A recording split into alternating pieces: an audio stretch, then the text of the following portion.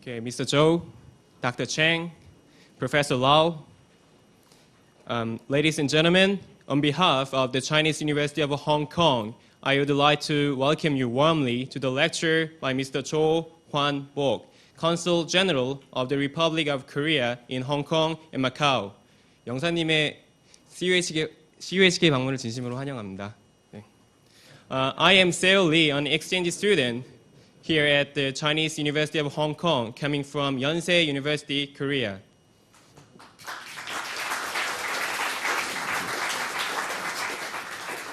I am so proud of myself to be the MC today.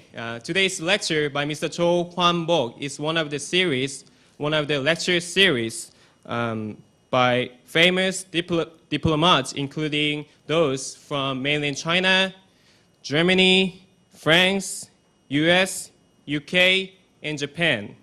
Okay, now before the lecture begins, may I invite Professor Lawrence Lau, Vice Chancellor of the Chinese University of Hong Kong, to give his welcoming remarks. Professor Lau, please.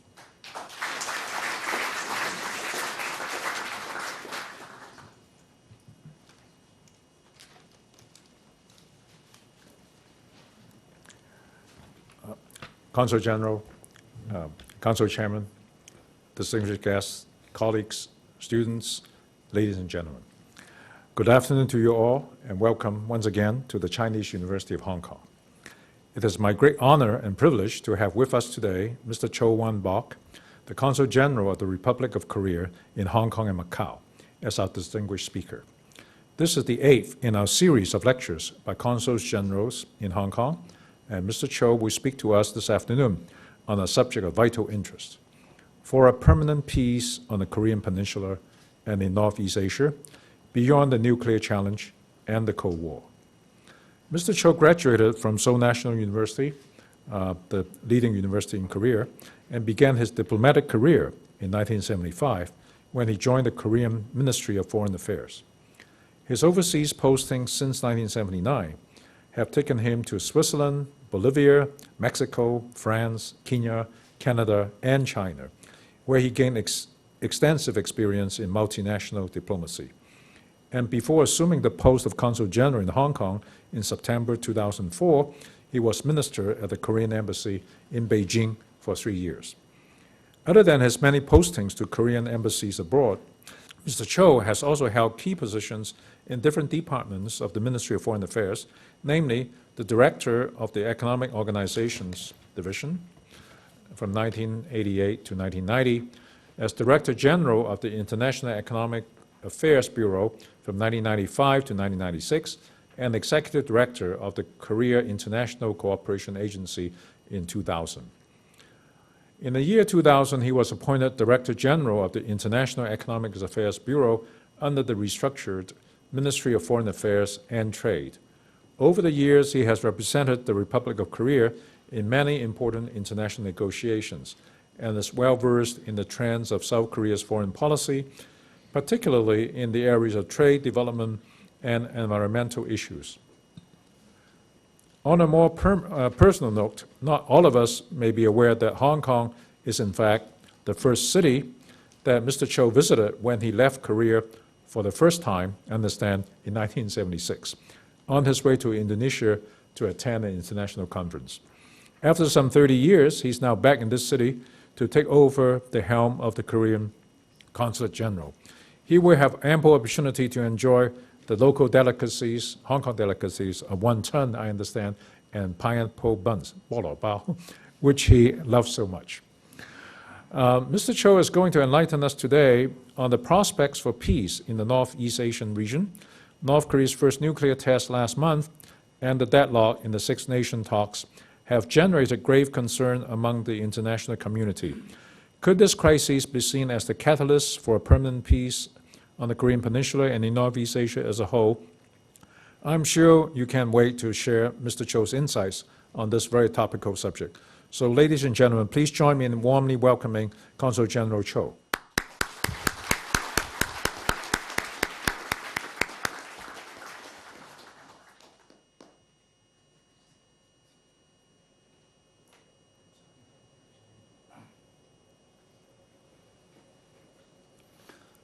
Well, thank you very much, Professor Lau. Thank you for your kind introduction. And it's my great honor to have this opportunity to talk about the situation on the Korean Peninsula and the surrounding the Northeast Asian region.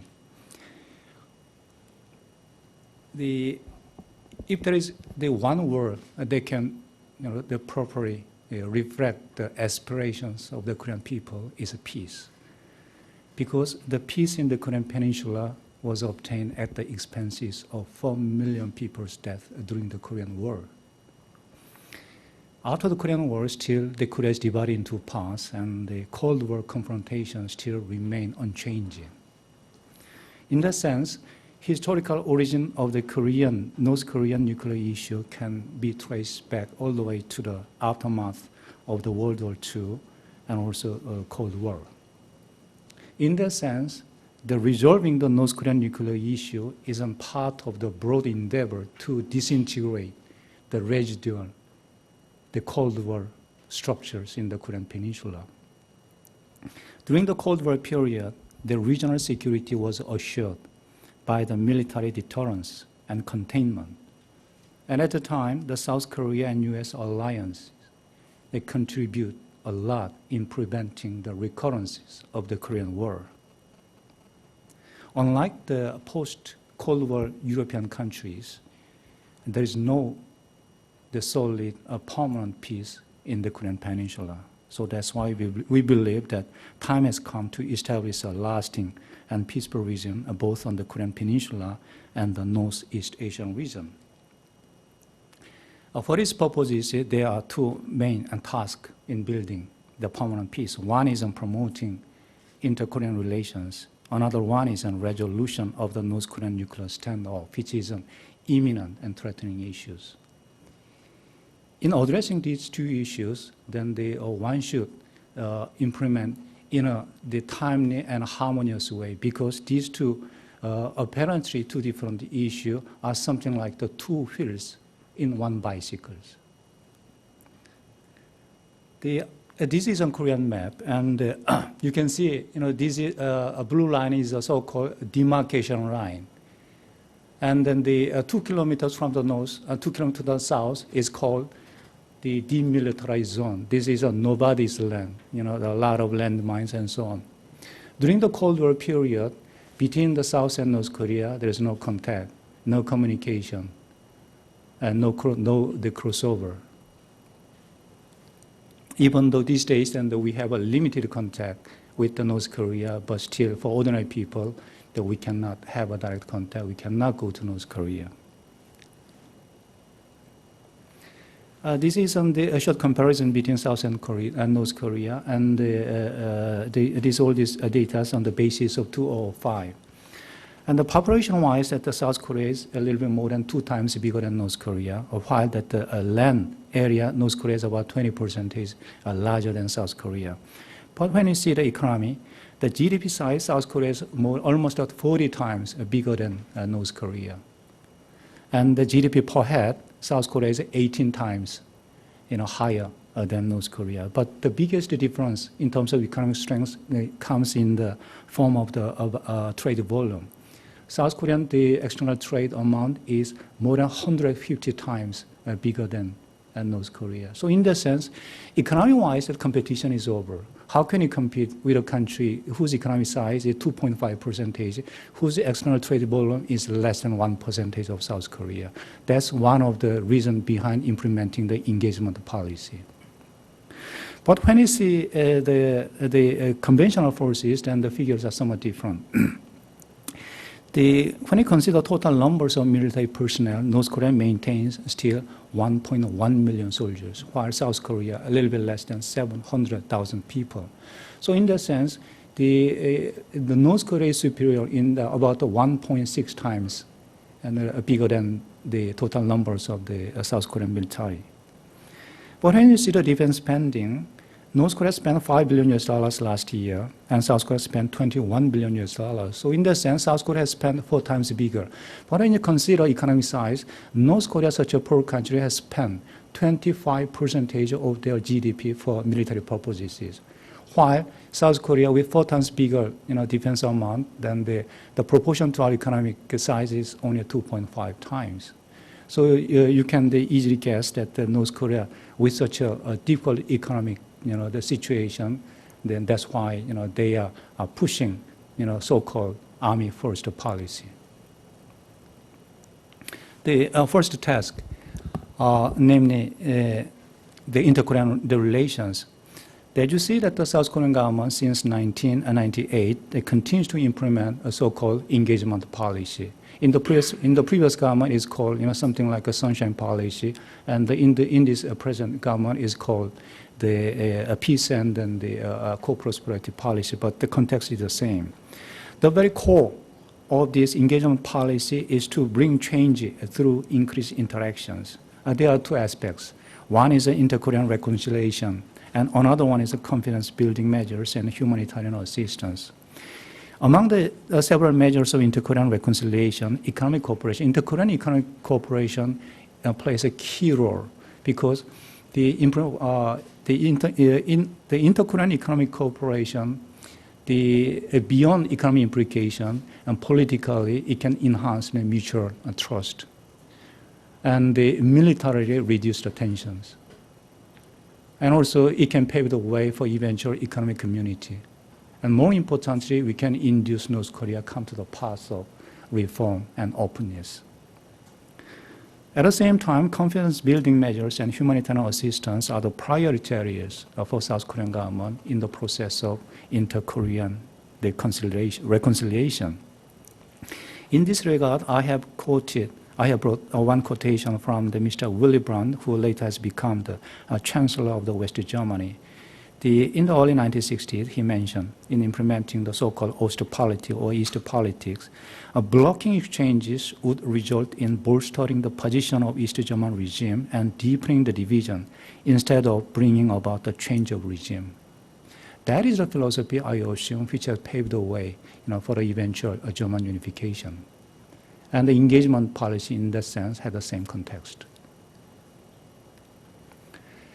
Let me go more into detail about the project that we have been implementing. I have brought some figures. You might know that in recent years there was a remarkable development in economic cooperation between 2 parts of Korea in the private sector, and also expanded dialogue at the governmental level. The number of the South Korean people traveled to and from North Korea amounted to 87,000. This number is bigger than the total accumulated number of the visitors from after the Korean War until all the way to 2004. So the 1 year, last year's, that the numbers of the visitors is exceeding, total numbers before that year. At the same time, there is one symbolic inter-Korean economic project which is called Mountain Diamond. In Korea, we say Kumgangsan, Kumgang Mountain. This is the limited area whereby North Korea has allowed South Korean tourists to visit these very scenic mountains. During the last 7 years operation, 1.1 million South Koreans has visited this very scenic spot. At the same time, last year, annual trade volume between South and North Korea amounted to $1 billion, which is roughly 25% of total North Korea's external trade. So now South Korea is the number 2 trading partner for North Korea only after China. China has about maybe $1.5 billion, so around 37 or 38% of North Korean external trade. And also South Korea has continued to provide economic aid to North Korea in the form of mainly fertilizers and food, rice. At the same time, the Korean government has also endeavored to enhance the mutual trust by way of the holding 165 different kinds of meetings, including the 17 rounds of ministerial talk since the year 2000 up to 2005. These are 2 charts which showed sharp increase in the year 2005. in the case of exchange of visit and inter-Korean trade. And this kind of sharp increase was largely due to the implementation of the so-called Kaesong Industrial Complex project, which I'm going to give you the explanation later. So you can see clearly last year there was a momentum, in strengthening the inter-Korean relations.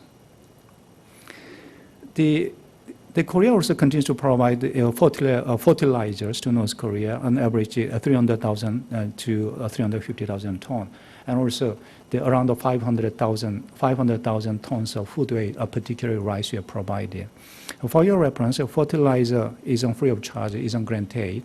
Find that the food aid is in the form of the loan. So North Korea is supposed to pay back to South Korea in the form of the cash or the in-kind 10 years after the delivery. This is on the central part, somewhat expanded, the pictures. And here I'd like to mention particularly two areas. One is on Gyeongbang, where is located Gyeongbang, the mountain. And in the past, before we have inter-Korean linkage by road, in order to go to this mountain Gyeongbang, then we have to use the boat by sea. Then in order to go there, these very short distances, the ship should go all the way to the high sea, because we cannot go directly into the territorial waters of North Korea. So first we go all the way to high sea, and then we enter into the North Korean territorial waters. But now, because of the linkage, then we can reach this mountain Gyeongbang in less than 1 hour. Another important area I'd like to mention, this is Seoul, this is in Kaesong. Kaesong is located about 60 miles north of Seoul, and about 5 kilometers from the DMZ. And Kaesong is one of the biggest cities in North Korea, maybe second or third largest city. And then during the Korean War in the 1950s, this city was located strategically in the invasion route.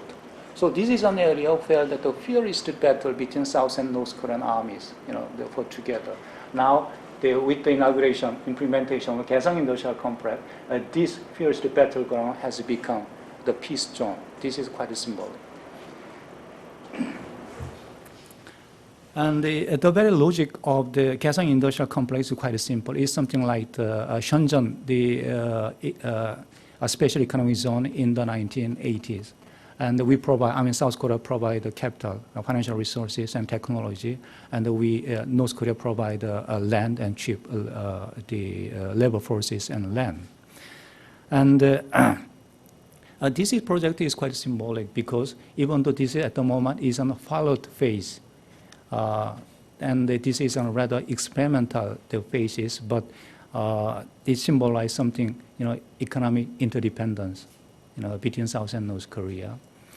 And at this initial stage, there are 15 South Korean companies operating in North Korea, in the Kaesong, with employing the 6,000 North Korean workers and working with 500 South Korean workers. They produce, certain items like the leather products and textiles and watches. For your reference, this watch is made from the Kaesong industrial complexes, and this is very good. It was a gift, from the company chairman. And for the Kaesong Industrial Complex project, every day there are 600 commuters and 300 vehicles visiting this Kaesong. So this Kaesong project is projected to set up by the end of next year 300 businesses to employ the 70,000 North Korean workers. But because of the North Korean missile they are launching, and because of North Korean nuclear test, we are concerned that this project that might not be implemented as was planned. I would like to emphasize once again, this is a very symbolic and important project, the real aim of creating an eventual inter-Korean economic community. These are some figures, and you can see, and we have implemented only 2 years, of this Kaesong project, and in case everything they go smoothly as planned, then there is an important momentum in the year 2006, in the year 2007, and then we are going to make a very sharp curve in the year 2008 and 2009, because we have a development plan stage by stage. First is in the pilot phase, to be followed by the first phase of development and second phase of development. But as I told you again, that because of the unexpected North Korean nuclear issue, this project will not make such an expected the way. This is some video clip. For the public information of the Kaesong Industrial Complex. From the joint security area to joint prosperity area. Here is Kaesong Industrial Complex. And those are the people who are real North Korean workers.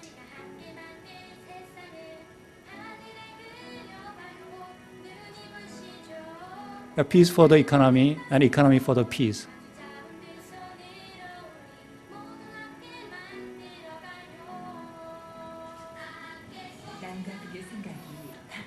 The thinking between South and North Korea are changing. The distance between South and Korea is coming closer. Korea means another Korea. We believe in the power of the double Korea, the Ministry of Unification.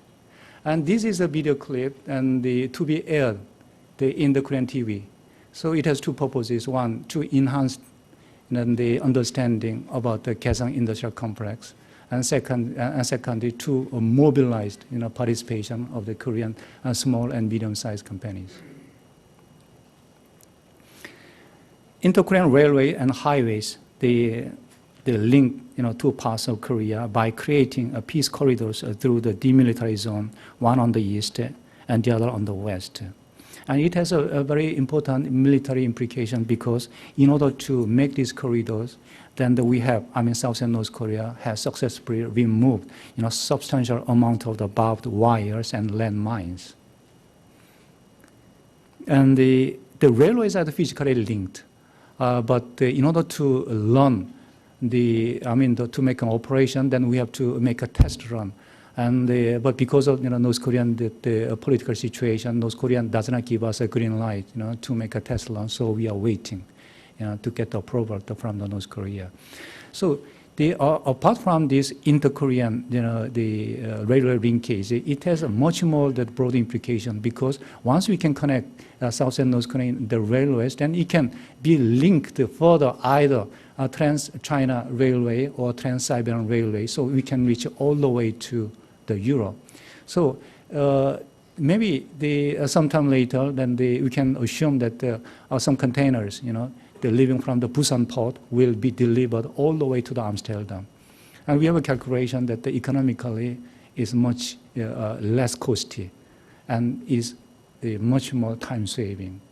So inter-Korean, the railway linkage not only has our internal the importances, but beyond that, there is a very important economic implication linking South Korea all the way to Europe. Another one is on the reunion of the aging separated families. These are the people who suffered most acutely, from the agonies of the 5 decades of separation. So far, during the last 6 years, 13,000 separated family members in South Korea met their families and relatives in North Korea. And I have, there's a video clip to show the emotional encountering scene. And I'm sure I don't have audio this one. Look, they are at the meeting for the first time in 60 years. Look at their faces. He must be more than 80 years old. He left North Korea, while he was before, 20 years old. Now he's, such an old man. He showed his pictures.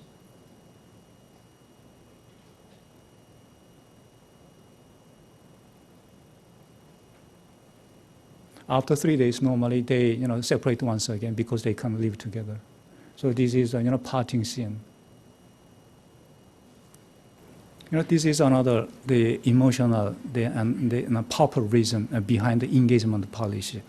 For the reference, I have I'd like to quote the one article from the Washington Post. It was dated October 11, 2006, and the article title was "North-South Relations Suffer a Sudden Chill as Sunshine Policy Dims, so does hope for families." It says it refers to a case of Mr. Lee Won-sun, who is gaunt 97-year-old watchmakers. The article says that though about 13,000 families have briefly come together under the watchful eyes of North Korean gods, Lee's turn to glimpse the sons and daughters he last saw sleeping in their beds nearly 60 years ago had yet to come up. Aging and ailing, he said with trembling voices, I have lost hope of ever seeing my family again. All I wanted was a chance to look my children in the eyes and tell them how sorry I am, sorry that I left them too early and that they got struck in North Korea. Not a single day goes by without my thinking of the conditions they grew up in North Korea. I just wish I could have given them a deep bow of apology before I go. Now we have tens of thousands separated families. And when they are separated, 60 years old, they might be a kid. Now he's 70 years old. When they were separated with their family, with their mother and father, most probably they might have passed away. So this is a very, the emotional reason that no country in the world have the right, to separate them anymore. Another project is on the support for the North Korean refugees. You might have seen many times in the newspaper article that the North Korean people, they cross the border for several reasons, and then they try to enter into the diplomatic compounds, the foreign embassy in Beijing, and then seeking the political asylum to be sent back to South Korea. Our South Korean government position is that whenever there is such a North Korean, we are going to receive each and every one of them. So during the up to last year, we have received so far 7,500 North Koreans. And after we receive them, then we operate a resettlement program. We certainly give the financial resources. We certainly let them have an education, so that they could be more comfortably adopt their new life in Korea. And also we provide the shelters. So these are some of the most representative, the project promoting the inter-Korean relations. I can definitely say that unless there was a North Korean nuclear test, then the peace index in the past has continued to increase in the Korean Peninsula. So our investment in North Korea is not a simple investment. It's not a giveaway. It's not a favor. It's an investment for the future. It's an investment to promote the peace on the Korean Peninsula. But because of North Korean nuclear test, it has overshadowed the important and substantial progress that we have made during the past several years. But we cannot certainly under-discount that progress that we have made so far. We cannot simply forget it. So in order to make good progress in inter-Korean relations, there is one very, very important condition. That's a North Korean nuclear issue. Unless we appropriately address and resolve this North Korean nuclear issue, we know that we cannot make the important progress again in the inter-Korean relations, because as I told you before, these two tasks are something like the two wheels in one bicycle. You can travel with one bicycle, with one wheel. So let me talk about North Korean nuclear cases. A certain North Korean nuclear issue, nuclear is under serious challenge and also serious threat to national, regional, and also global security. In addressing this North Korean nuclear issue, South Korean government has three basic principles. First, we are not going to tolerate in any way that North Korea possess nuclear weapons. And second, we have to address and resolve North Korean nuclear issue peacefully, through the dialogue and negotiation. And third, as a direct party, South Korea should be engaged in an active and proactive way. Those are the three principles. And as you see, that the very forum of addressing this issue is on six-party talks involving South and North Korea, United States, China, Japan, and Russia. So far, since August 2003, 5 rounds of talks and 2 sessions of working group meetings took place.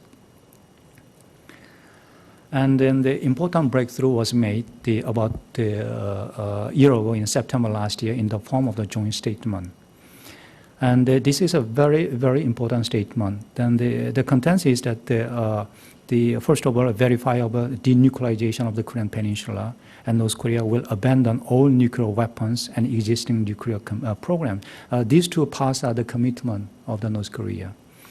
And then the other parties, the promises, normalization of relations between U.S. and North Korea, and between Japan and North Korea. And also the other parties promise to promote economic cooperation in the form of energy, trade, and investment. And then something important is that beyond these kinds of give and take, there is a vision which says that the parties will negotiate a permanent peace regime on the Korean Peninsula beyond nuclear issues. And also they promise to explore ways and means for promoting security cooperation in Northeast Asia. Let me talk about significance of this joint statement. This is the first joint document ever adopted in the six-party talks. And then by adopting this joint statement, actually six-party talks has entered into a new phase of substantive resolution. And apart from that, this joint statement symbolized the commitment of strengthening the international non-proliferation against the WMD and promote the regional security cooperation, and also serves as an important basis for accelerating inter-Korean exchange and economic cooperation. So all in all, what the joint statement says is that North Korea will abandon nuclear weapons in a complete, irreversible, in way. But at the same time, the other parties will provide the economic aid and they guarantee a regime survival. I mean, their security. But as you see, these six-party talks, after the September last year, they are now on a long and extended break. During the last 13 or 14 months, we didn't make any progresses because of a series of development. And first, immediately after the six parties agreed on the joint statement, then the North Korea says that they should have the light water nuclear reactor as a prerequisite before they do anything on those Korean nuclear weapons programs. Even the joint statement said that the other parties will discuss the provision of the light water nuclear reactor at an appropriate time. Appropriate time means sometime later, but North Korea insists as a prerequisite. So this is not something new because North Korea is quite good. They agree something, and then immediately after that, they something some other condition. But certainly it shows that the future negotiation will be tough. But the real twist, was not that. The real twist happened when the U.S. government has made financial measures against the one bank in Macau, which is called Banco Delta Asia. And in September 2005, that's around the same time that the six party has agreed to adopt joint statement. And this Banco Delta Asia was suspected of helping North Korea's illicit activities through the money laundering. And certainly this bank has denied any wrongdoings, but at later stages they have frozen North Korean bank accounts, and North Korea was not happy, and North Korea thought they were offended. And but unlike the expectation of North Korea, according to the international media, about 24 of foreign banks and followed the suit of the American measures, and in the form of stopping the business relations with the Banco Delta Asia or the freezing the North Korean bank accounts. So these kinds of confrontation persisted, and then out of a desperate gesture, North Korea suddenly launched 7 missiles in July 5, 2006. And this kind of provocation has only invited the UN Security Council resolution 10 days after. And this North Korean missile launching has dampened the perspective of resuming the six-party talks and also plunged inter-Korean relations to a new law. But something important was that at the time that China supported these resolutions, even though the resolution content was not as strong as was previously discussed. But something really, the undesirable development was made when North Korea, despite international appeal not to do, they made a nuclear test on October 9th. That was a really twist, making the early resumption of against the possibility of resuming the six-party talks. Again, it has caused the condemnation of the whole international community. So in case of China, China's reaction was very strong. The Chinese foreign ministry has made a statement. Shengming is rather than Danhua. Shengming is a much stronger form of the external statement. And then the foreign ministry's spokesperson, they used the term in Putonghua is a hanran. That's a kind of brazen. It's a very strong word. And then we know that the Chinese government and Chinese foreign ministry, they has upon the very extensive discussion inside, they have the deliberate has chosen this very strong word. And what I understand is that in the past, the Chinese foreign minister has used only once before in the early 1970s in some other international event. So this is the second time that the Chinese government, in such an explicit form, has condemned the missile launch on the part of North Korea. As was expected, this security resolution was promptly adopted, but this time 5 days after a nuclear test. In the previous case, it took 10 days, but this time it took only 5 days. This is a very, very speedy conclusion of adopting the resolution. So the resolution says that North Korea should abandon nuclear weapons and nuclear programs. And then the international community banned North Korea from exporting and importing any material for the WMD. And also call on all countries, all member states to inspect cargo to and from North Korea to prevent illicit trafficking of the WMD.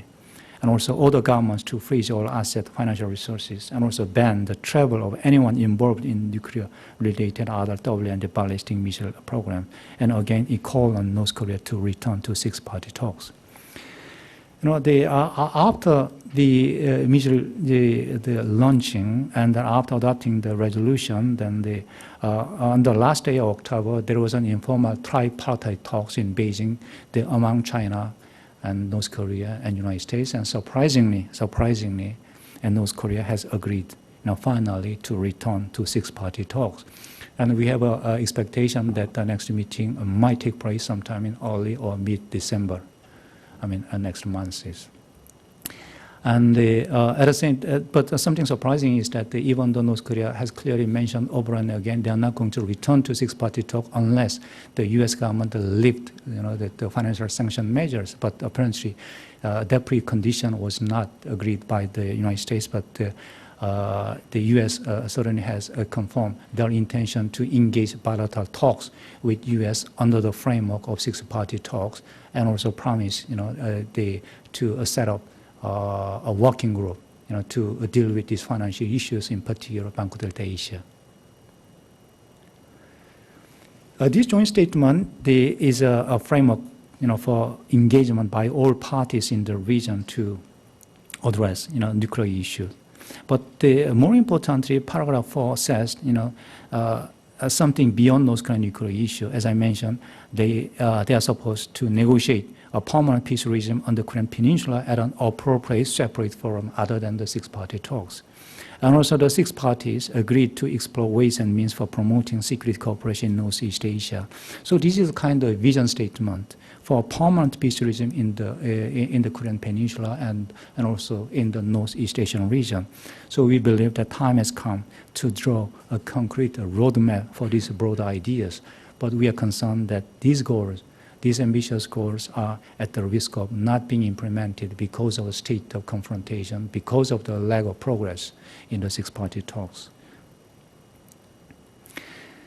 For North Korea, a Banco Delta Asia case is a kind of wake-up call to realize that whether they realize or not, how integrate their economies in the international financial system.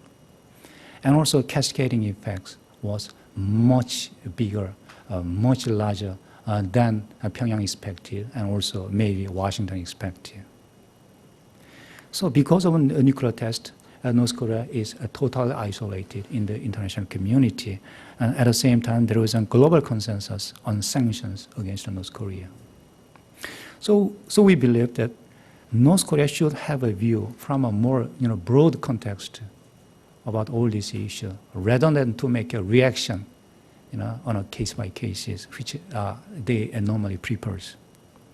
So when we have next round of six-party talks, then we believe the North Korea should ascertain what is their true intention regarding denuclearization, whether really they wish to possess and develop and use the nuclear bombs, or they have a good intention to make a good conclusion through the diplomatic negotiation.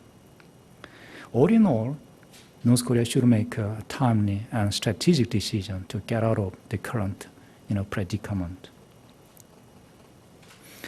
For other countries, this seemingly difficult situation is an unexpected yet a timely opportunity to look beyond North Korean nuclear issue, and also to establish a new regional order of peace and stability. When you got North Korean nuclear issue, I think that international community, in particular the 5 countries in the six-party talks, should make a collective effort to show to North Korea so there is a light at the end of the tunnel. And in case North Korea does not seize this opportunity, then opportunity cost will be extremely high.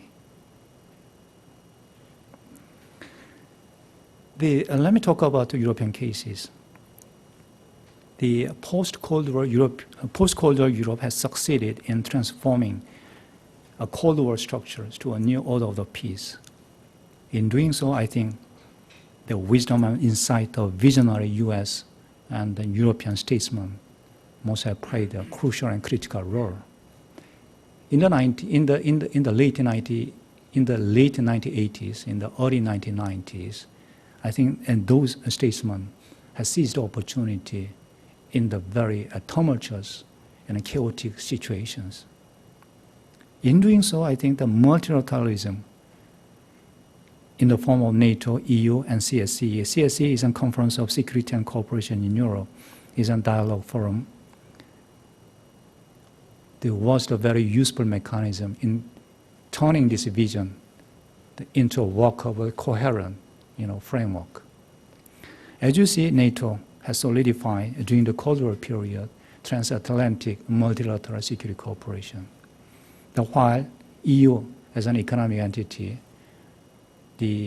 has succeeded in dismantling the national borders and also reducing the economic barriers among the capitalist European countries. On the other hand, CSCE provide a very valuable forum of discussion, of dialogue between the capitalist European countries and the communist European countries. But on the other hand, our region, our northeastern region, we do not have such a tradition of multilateralism. We do not have multilateral security cooperation. And unlike Europe, we do not have a common features in terms of political and economic systems, or religion, or cultures, or history. So these kinds of, the lack of multilateralism has made the regional countries reluctant to create a multilateral security mechanism, and instead they resort traditionally to bilateral alliances. In this sense, six-party talks so far is the only multilateral security process including North Korea and the regional power in our region. Again, CSCE has provided a very, very important venue of dialogue among two different groups of European countries, to talk about the various issues of mutual concern. So in that sense, in case six-party talks goes well, then maybe one day, the historians might characterize six-party talks as some kind of Asian version of the embryonic stage of CSCE. At the same time, the talks will serve as a valuable foundation for establishing permanent multilateral security cooperation mechanism. Let me talk a little bit more about the multilateralism with regard to CSCE and United Nations. Korea has joined the CSCE, which later became the OSCE. Korea joined the CSCE as an Asian partner for cooperation during the last 12 years, and we try to learn the lessons and to recreate the OSCE experiences on the Korean Peninsula. In addition to these lessons from the CSCE, OSCE, the Korea has a unique and very special relations with the United Nations. The Korea was founded in 1945 at the same time with the United Nations, and the first Korean government was inaugurated in 1948 under the auspices of the United Nations. And again, the important momentum has come when there was a Korean War from 1950 to 1953. It wasn't the first test case for the newly born the global body, whether they can live up to the international expectations of the implementing the collective, the security by mobilizing the peace-loving countries. And they indeed their job very well. And again, the post-war reconstruction and rapid economic development in Korea has sustained and inspired the Korean people in our struggle to achieve a democratization during the 1970s, 1980s, during the dictatorships and authoritarian government. That's why we believe a stronger and more effective United Nations is in the interest of all countries. That's why the South Korean government has presented our candidature this year to the Secretary General of the United Nations, because we owe a lot from the United Nations. So we believe time has come for us to pay back. And with the strong support of the international community, our Foreign Minister, Mr. Ban, was elected as a Secretary General of the United Nations, to which South Korean people feel enormous pride and honor. This leads me to my concluding part. It is often said that the 21st century is the Pacific century, but there is a precondition that unless there is the permanent peace on the Korean Peninsula, it might be difficult to achieve, to fulfill this dream. There were many pessimists, in the past about the future of Korea. But those pessimists on Korea were proven wrong in each and every times. For example, after the Korean War, Korea totally devastated, and those many people thought then the Korea has no way to make economic recovery. Korea was one of the hopeless countries according to the World Bank, but later it was proven that they are wrong. And when in the 1960s, 70s, when the South Korea under the military government, and those people predicted that it's going to take a long, long time for Korea to achieve a mature democracy. Again, and they were proven wrong. In the 1997, when there was economic crisis, Korean economy has collapsed. And those people predicted it's going to take a long, long time for South Korean economy to recover, but it took less than 3 years to fully recover from the economic crisis, so they were proven wrong. When this year we presented our candidature to the United Nations, and those many people predicted that how come the candidature from the divided country still confronting each other in a country from the conflict and can become a Secretary General. But again, it was proven they were wrong. So we admit that the situation at present is difficult. It's very difficult, but it's not as bleak as it appears. As I told you before, simply because of nuclear test, we cannot simply ignore all the progress, even though it was a tentative, but the meaningful progress that we have made in the inter-Korean relations. like the summit talks in the year 2000, or Kaesong Industrial Complex project and things like that. That wasn't substantial progress when you consider 50 years of confrontation. So I'd like to emphasize that the importance of six-party talks, because resumption of the talks and implementation of the joint statement will not only bring about our region closer to peaceful resolution of the North Korean nuclear issue, but more important, in the process of consultation, negotiation, implementation, we can develop a deeper sense of mutual trust to create multilateral cooperation for peace and security. In order to establish a permanent peace beyond Cold War remnants and North Korean nuclear challenges, the precondition is a strategic vision of the willingness of regional members, in particular regional leaders, to work together through a multilateral framework. We are confident in case that the regional leaders can agree upon the framework of permanent peace in the Korean Peninsula, North Korea will be able to follow the suit. At the same time, we know that we have a long and winding road ahead. But the only viable option, or maybe the effective means, a vehicle that can carry us all the way to that objective, the first step is a six-party talk. That's why South Korea is working very hard to make six-party talk a success. Okay, this is the end of the presentations, and I thank you for the patience, to listening my long presentations, and I'm very happy to receive any questions if you have. I'm very happy to attend. Thank you very much. Okay, thank you very much again. To show our appreciation, may I invite Dr. Edgar Chang, the University Council Chairman, to present a souvenir to Mr. Zhou. Dr. Chang, please. It is a portrait of the beautiful campus of the Chinese University of Hong Kong. We certainly hope that Mr. Zhou will remember us and come to visit us again in the future.